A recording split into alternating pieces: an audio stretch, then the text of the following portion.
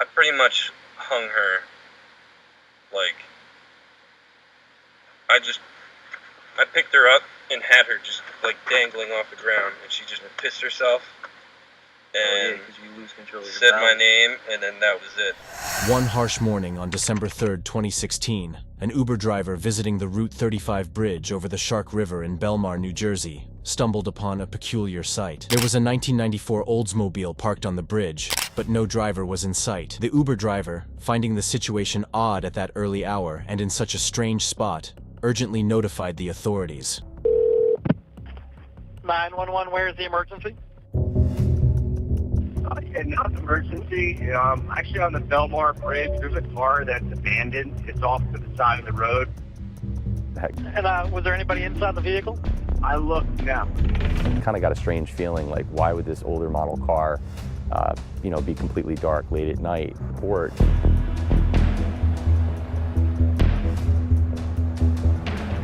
The car did not appear to have been in an accident, and it was left abandoned. When the police arrived, they discovered the Oldsmobile stood with its keys still in the ignition and the car unlocked. Initially, it seemed like a potential suicide case due to the circumstances. The number of people we learned about later that had seen the car on the bridge. A couple people called it in later once they realized what had happened. But when the detectives ran the plate number, they discovered an interesting surprise. The car belonged to 96-year-old Lillian Stern, who was, upon investigation, safe and sound at home. The mystery worsened as they realized her granddaughter, Sarah, had been using the car. It started from there, tracking down who the owner of that vehicle was. And they quickly find out it's normally driven by a 19-year-old by the name of Sarah Stern.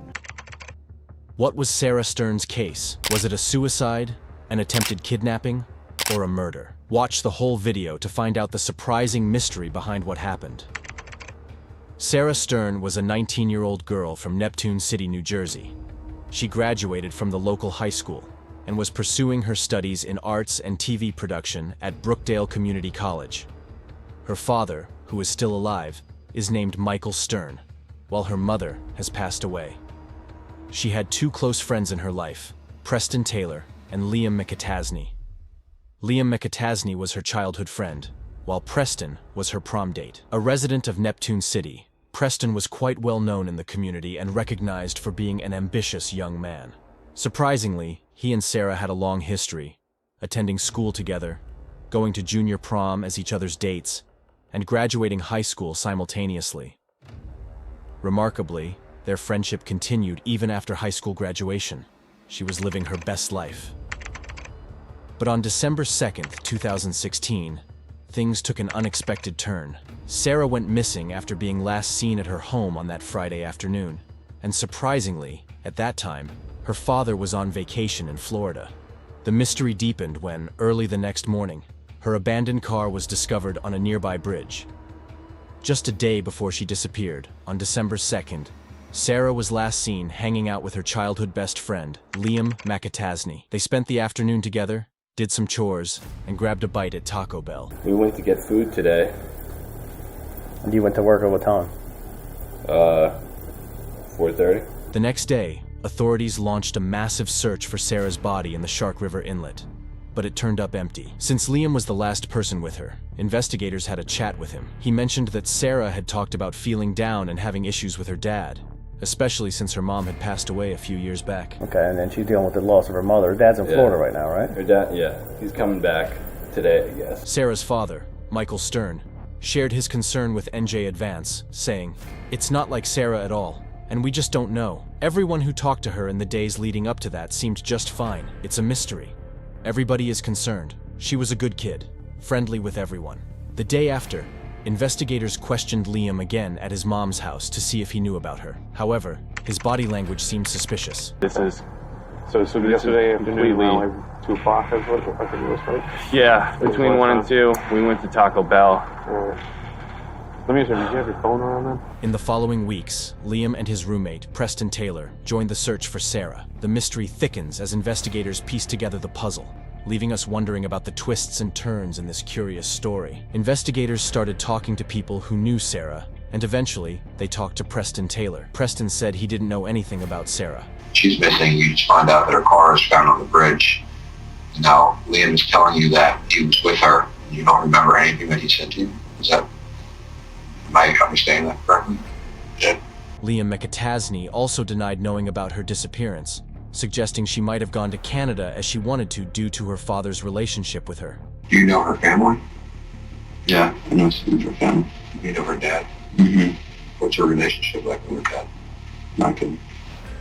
When you say not good, what do you mean?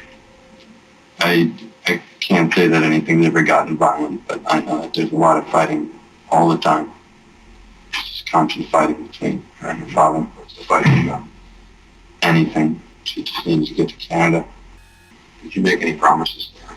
No, definitely not. This confusion made things complicated until a new person came into the picture, either as a suspect or a witness, adding a mysterious twist to the case.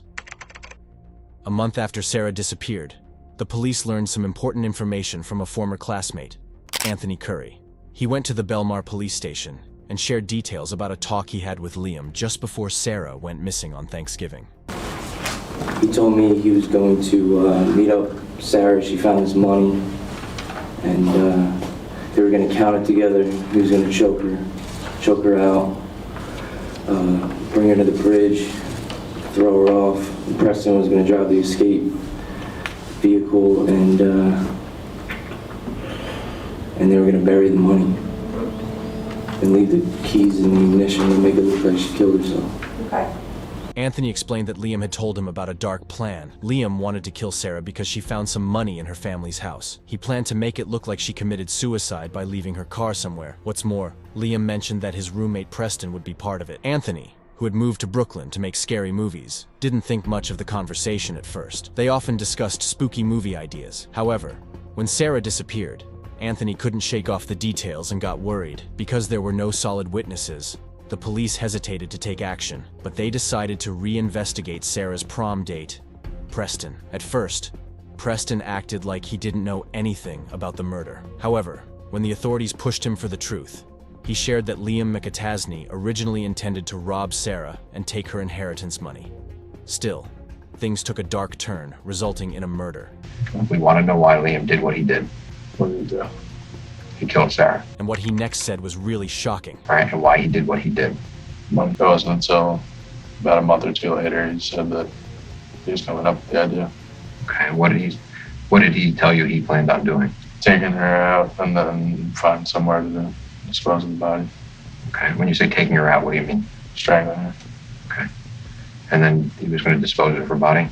All right, did he tell you what he planned to do with her body? Still, Taylor insisted that when he arrived at Sarah's home on that crucial day, she was already dead, and he helped move the body to the backyard. To help the investigation, Anthony agreed to set up a meeting with Liam. The plan was to get Liam to talk about what happened to Sarah while secretly recording him. Even though Liam knew investigators were onto him, he still agreed to meet with Anthony, his childhood friend. As they got into Anthony's car, Liam asked if he could check for a wire. Anthony agreed, knowing he wasn't wearing one. The recording devices were cleverly hidden in the car, not on Anthony. When Liam saw that his friend was clean, he let the truth spill out. In the next half hour, Liam went into gory details about how he killed Sarah. He even used his phone to time everything, making sure he could still go to work, be seen, and have an alibi. Pretty much hung her, like, I picked her up and had her just, like, dangling off the ground, and she just pissed herself, and said my name, and then that was it. And it took me a half an hour to kill her. I thought I was going to be able to choke her out and have her out in, like, a couple minutes. I choked her out, and then she was just laying there having a seizure or something. So then I got a shirt, and I just shoved it down her throat so she wouldn't throw up or anything, and held my finger over her nose. He thought he'd get at least $100K from the money Sarah found, but it turned out to be just $10,000, and the bills were too old and brittle to use. But after all of this, he gained nothing. The worst part of it is I thought I was walking out 50 grand, 100 grand in my pocket. She had one safe, and she took money out, and she only had 10 grand. And this money, I don't know if it was burnt or something, it's fucking old money, terrible quality. I don't even know if I can put any of it in the fucking bank. He admitted putting Sarah's body in her car's passenger seat and driving to the bridge, with Taylor following in a separate, escape car. At the bridge, McAtasney confessed to needing Taylor's help to throw Sarah's body over. In the recorded talk, McAtasney shared that his major issue was the dog, but the dog just stayed there and watched while I did it. And I killed her. Towards the end of their talk, Liam casually says, "I don't feel any different," and adds, "I don't think about it." He spills more chilling details, revealing that he spent 6 months planning the murder. Anthony kept his cool throughout the conversation, playing along to avoid raising suspicion in Liam. The authorities arrested Liam and Preston the next day, on February 1st, 2017. McAtasney tried to argue against using the recorded confession in court, but the appellate court rejected this, saying he willingly described the killing to Curry during their talk. Says that she said his name, urinated on herself, and then that was it. That, in and of itself, tells you that what he's saying. The Monmouth County Prosecutor's Office investigated this case. They did not find. McAtasney also claimed errors in the trial, saying Taylor wasn't a reliable witness. Yet, the judges dismissed these arguments, stating prosecutors had a right to respond to the defense's doubts about Taylor's credibility. Taylor, who testified against his former roommate as part of a plea deal, shared details about the plan to rob and murder Stern, crafted months before when McAtasney found out about the money. In court, Preston Taylor, not just Liam's roommate but also Sarah's prom date, spilled that Liam told him Sarah had the kind of money someone would kill for. He admitted to helping Liam dump Sarah's body off the bridge for a $3,000 cut of the robbery earnings. He also admitted that McAtasney planned this murder months ago, and it was all carefully planned. On February 7, 2019, Judge Richard W. English, who oversaw the trial, gave McAtasney a life sentence for the murder and an extra 10 years for getting rid of Sarah Stern's body. He was found guilty on all 7 charges, including first-degree murder, tampering with evidence, conspiracy, and desecrating human remains. It's life imprisonment without the possibility of parole. Count 2 is robbery in the first degree. This sentence will run concurrently, meaning at the same time. It's 20 years New Jersey State Prison. And count 5, desecrating human remains, is second degrees. That's 10 years consecutive to the other counts, to count 1 especially. Preston testified against McAtasney to get a lighter sentence. In 2019, Preston got an 18-year prison sentence, and the judge said he could be up for parole after serving 15 years, 3 months, and 17 days. He was also told to pay a $10,000 fine. After trying to shorten his sentence and failing, Preston's lawyers made another attempt in 2022, but the appeals court stuck with the original 18 years. However, they found an issue with the $10,000 fine, so they held a hearing to discuss it.